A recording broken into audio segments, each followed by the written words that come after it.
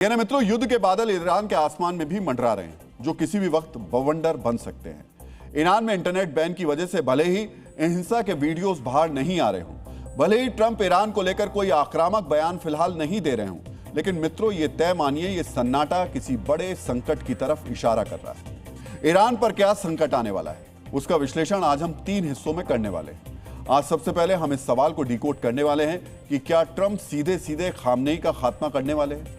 हमारे विश्लेषण के दूसरे हिस्से में आज हम आपको दिखाएंगे कि कैसे अमेरिका ने ईरान का संपूर्ण घेराव शुरू कर दिया है। अमेरिका सैन्य मूवमेंट को देखते हुए हमले की तारीख का अनुमान कैसे लगाया जा रहा है, आपको ये भी दिखाएंगे। हमारे विश्लेषण के तीसरे हिस्से में आपको पता चलेगा कि ईरान पर हमले से पहले अमेरिका इजराइल को कैसे सुरक्षित करने में जुटा हुआ है। मित्रों, सबसे पहले हम खामनेई पर ट्रंप के डायरेक्ट अटैक की आशंका का विश्लेषण करेंगे। यह आशंका क्यों जताई जा रही है, आपको इसका सोर्स भी देखना चाहिए। ईरान के राष्ट्रपति मसूद पेजेश्कियन ने सोशल मीडिया पर एक पोस्ट किया, जिसमें उन्होंने लिखा कि सुप्रीम लीडर पर कोई भी हमला ईरान पर युद्ध छेड़ने के बराबर होगा। इस पोस्ट को देखकर आपको यह लग रहा होगा कि ईरान के राष्ट्रपति ट्रंप को चेतावनी दे रहे हैं, लेकिन मित्रों, इस पोस्ट में एक डर छिपा हुआ है। डर यह है कि कहीं अमेरिका सीधे सीधे खामनेई को ही टारगेट ना कर दे, कहीं ट्रंप खामनेई का ही खात्मा ना कर दे, कहीं एक सीमित हमले में अमेरिका और इजराइल मिलकर खामनेई की हत्या ना करवा दें। मित्रों, इसमें कोई दो राय नहीं कि खामनेई पर सीधा हमला यानी एक राष्ट्राध्यक्ष पर हमला होगा तो जंग का ऐलान माना जाएगा, लेकिन ट्रंप के व्यक्तित्व को देखकर लगता है कि वो ऐसा बिल्कुल कर सकते हैं। इसी महीने उन्होंने वेनेजुएला में कुछ ऐसा ही ऑपरेशन किया भी था। मित्रों, पिछले 1 साल में ईरान में करीब 40 सैन्य और सरकारी अधिकारियों को टारगेटेड अटैक्स में मार गिराया गया। ईरान के 30 टॉप कमांडर्स और 11 न्यूक्लियर साइंटिस्ट को पिन पॉइंट अटैक में मार गिराया गया। माना जाता है ये हमले किए तो इजराइल ने थे, लेकिन इन हमलों के लिए अमेरिका ने अमेरिकी खुफिया एजेंसियों की मदद ली। मित्रों, अमेरिका ने साल 2020 में IRGC कमांडर कासिम सुलेमानी को भी पिन पॉइंट ड्रोन अटैक में मार गिराया था। सुप्रीम लीडर खामनेई को भी यही डर सता रहा है, कहीं अगला नंबर उनका तो नहीं है। मित्रों, एक तरफ तो यह आशंका जताई जा रही है कि ट्रंप का निशाना सीधे खामनेई है, लेकिन दूसरी तरफ अमेरिका ईरान की पूर्ण घेराबंदी करने में लगा हुआ है। ट्रंप ने एक तरफ अपने बयान में यह इशारा तो कर दिया कि वो फिलहाल ईरान पर हमला नहीं करने वाले हैं, लेकिन अमेरिकी सैन्य मूवमेंट से कुछ और ही प्रतीत हो रहा है, क्योंकि अमेरिकी हथियार आसमान और समंदर के रास्ते चुपचाप ईरान के करीब पहुंच रहे हैं। ताजा रिपोर्ट्स के मुताबिक 12 अमेरिकी F-15 फाइटर जेट्स ब्रिटेन के लेकनहेथ एयरबेस से जॉर्डन के मुवक्कुफ साल्ती एयरबेस पहुंच गए हैं।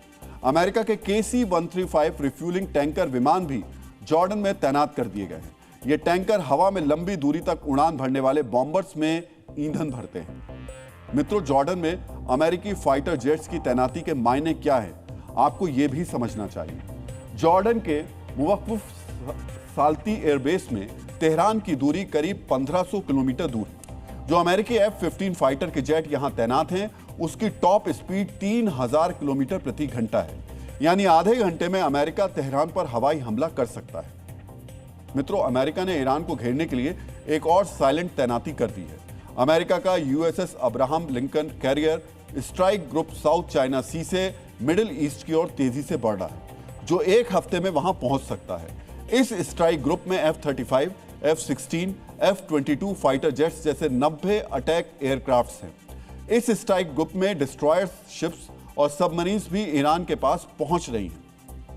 मित्रों, अमेरिकी सैन्य मूवमेंट से लग रहा है कि इस बार ट्रंप का हमला निर्णायक होने वाला है, क्योंकि अमेरिका ने ईरान के इर्द गिर्द एक सैन्य घेरा तैयार कर लिया है। एक तरफ जॉर्डन के मुवक्कुफ साल्ती बेस पर F-15 की तैनाती, लाल सागर में भी अमेरिकी नेवी के डिस्ट्रॉयर्स तैनात हैं जो एंटी मिसाइल सिस्टम से लैस हैं, और अब अरब सागर में USS अब्राहम लिंकन ने ईरान को घेर रखा है। मित्रों, अचानक से ईरान के आसपास ऐसी सैन्य तैनाती देख एक आम आदमी भी समझ सकता है कि आने वाले दिनों में क्या होने वाला है। ऐसे में सोचिए, इस तैनाती से तेहरान में कितनी खलबली मची हो। मित्रों, अमेरिका का युद्धक बेड़ा जिस तरह से ईरान को घेरे खड़ा है, उससे यह तय माना जा रहा है कि हमला तो होगा, लेकिन सवाल है कब। अब हम हमले की इसी तारीख के आंकलन का विश्लेषण करने वाले हैं। मित्रों, एक तारीख इस वक्त दुनिया भर में चर्चा का विषय है, और वो तारीख है जनवरी 31।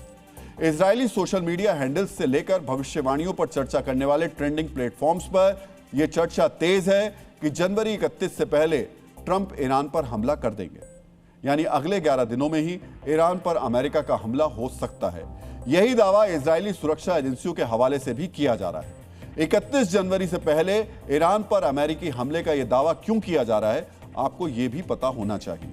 दावा किया जा रहा है कि अमेरिका ईरान के बढ़ते मिसाइल भंडार, रूस के हथियार आयात और चीन की एयर डिफेंस सिस्टम्स के चलते 31 जनवरी से पहले हमला कर सकता है। दावा है कि ईरान हर महीने 300 मिसाइलें बना रहा है और ये मिसाइल भंडार बढ़ता जा रहा है। बीते कुछ वक्त में ईरान को रूस से शॉर्ट रेंज बैलिस्टिक मिसाइल्स मिली हैं। रूस ने ईरान को हाल फिलहाल में S-300 एयर डिफेंस सिस्टम दिए हैं। दावा है कि चीन ने भी ईरान को HQ-9B एयर डिफेंस सिस्टम्स दे दिए हैं।